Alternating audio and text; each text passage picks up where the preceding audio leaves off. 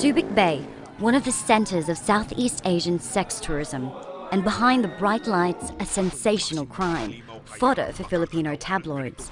A foreigner found murdered in bed, his skull crushed by a mallet. His name, Sean Leong. The victim was a 55-year-old retired army officer who was found dead in his bedroom, just in his house back there. The neighbors said the night before there had been 4 people with him. The 2 women in their 20s and 2 teenagers have been charged with his murder. One, a 17-year-old, is a trafficked teenager according to court files. She'd been living with Leong since she was 16. The case has lifted the lid on the dark world of child sex tourism. We have found children as young as 4 and 6 years old suffering from STDs. Over a 40-year career, Father Shay Cullen has rescued hundreds of children from prostitution. The Irish priest believes Australians are among the worst offenders. We are fighting a case of 2 sisters, one is 16 and the other is 13. The mother basically sold them to Australians. It's hard to fathom how a family could sell their child into prostitution, but in the most impoverished areas, the story isn't uncommon. Traffickers prey on desperate families, and children are exchanged for money and promises of a better future.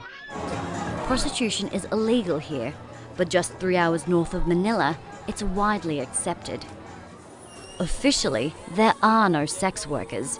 Instead, they're referred to as bar girls, entertainers, or GROs, guest relation officers. I joined a routine patrol with workers of the Buklod Center, a sex worker support network.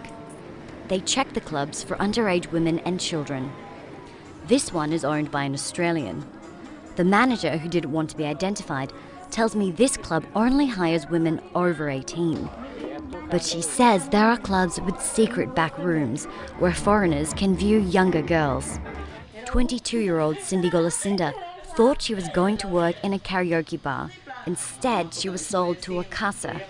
These are disguised sex dens where women and children are held as slaves. Yeah, wala talaga kaming choice. Kahit sabihin pa namin ayaw namin, we have to do it. She was dressed in see-through clothing, a number pinned on her. Then she was forced to parade in front of foreigners. Kakaiba pala, yung parang gusto namin mag-back out, gusto namin umalis, pero hindi namin magawa-gawa. If she wasn't on duty, she was locked away and fed drugs almost daily. The nightmare lasted for 3 months. Wala kang magawa. Kahit tawagan mo yung parents mo, hindi ka makatawag kasi kinukuha nila yung cellphone. Tapos, paano mo i-explain sa parents mo, sa pamilya mo na nandun ka, ganito yung ginawa sa'yo, kaya. She was rescued by Talikala, another organization dedicated to freeing prostituted children. Today she works with them, trying to prevent anyone suffering as she had. Cindy is pursuing her traffickers in court, but that's a rarity. Sex crimes, especially those involving foreigners, are extremely difficult to prosecute. Corrupt authorities and even victims' families can be paid off. Another deal was made with the prosecutor, and some way or other the case was dismissed. And then right away these guys were on an aeroplane back to Sydney. So case closed, gone. Tougher regulations are more crucial than ever.